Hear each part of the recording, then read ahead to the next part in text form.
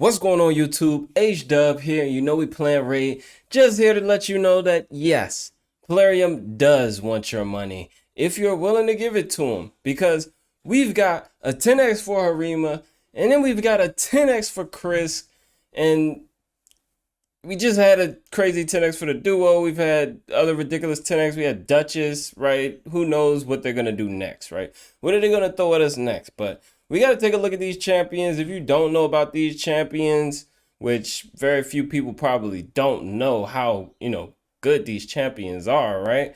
Obviously, Harima, who's going to be from Ancients and Sacred Shards, is an amazing champion, right? This is probably my current favorite champion in the game next to Rotos. She is amazing. Now, some might say in the sheep meta, she's not the best nuker, but I think she is a very strong nuker, one of the top nukers for live arena.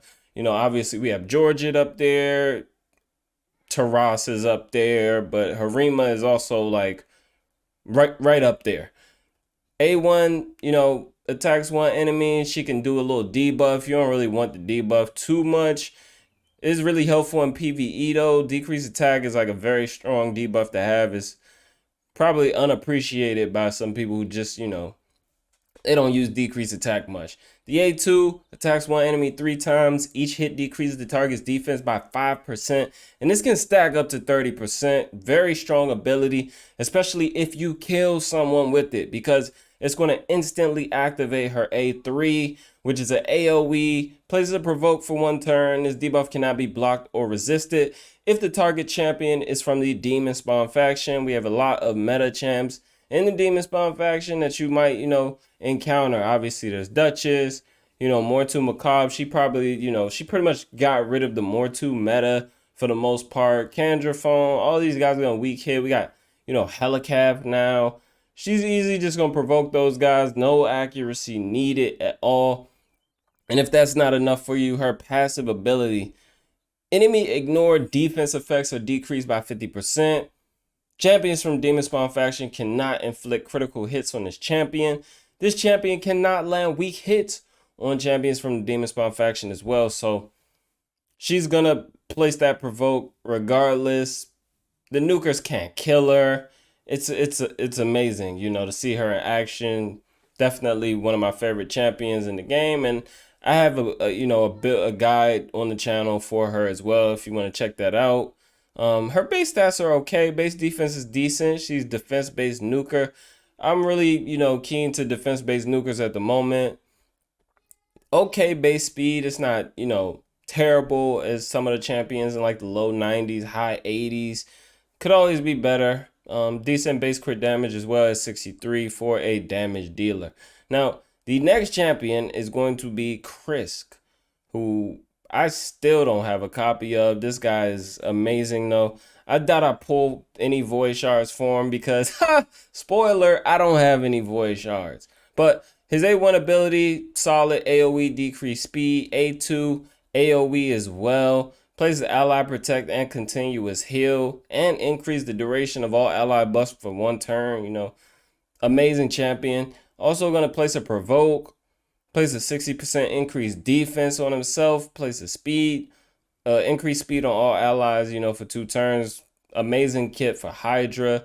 Used to see him a lot in arena, but not as much anymore. Just because, his shield can be removed. We have bolster now. A lot of people running bolster. If you're going to run a shield, you want to be running something that can't be removed. And his can easily just be, stripped. Even though, this was really strong. The rest of his passive is actually significantly stronger because it places decreased attack and decreased defense on the attacker. This is an amazing passive, especially in Hydra, because, this will allow you to have a ton of survivability in addition to the rest of his kit with the ally protection as well. And, if you don't want to, bring in a decreased defense person, or you're running a comp that doesn't necessarily need decreased defense, or you're running people with cruelty where you're going to be decreasing the defense, he can come in, place that decreased defense for you and you'll be good to go. Very strong champion for Hydra. Probably one of the strongest champions at one point. He's still, up there for sure, but I feel like with all of the new mechanics in the game, people are able to just accomplish so much more, and new champions in the game. Like, but still one of the champions you want to have to make like easy full auto Hydra comps. There are, comps that can be achieved without him full auto, but this guy for sure is going to, easily allow your comp to be full auto if you have the right, champions around him. Also a great champion for clan boss.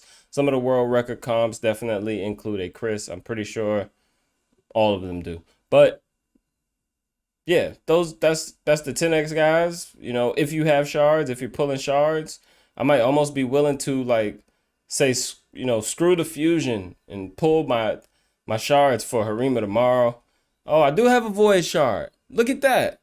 I might almost say forget the fusion and just pull for Harima tomorrow, just because like, dude, I could 100% benefit from having another Harima on my account. She's an amazing champion. I wouldn't even be mad if I got another Harima. If I didn't and I pulled my shards and I got, I don't know, something else, yeah, I'm gonna be a bit mad that I pulled my shards and I screwed myself for the fusion. But either way, she's amazing. She's worth the shards. It's a 10x though. You guys know how 10x's go. But thank you guys for watching as always. Thank you for all the support. Don't forget to like this video, subscribe to the channel, help your boy get to that 8K so we can get T3 status for the content creator program. And until next time, guys, be good and be well.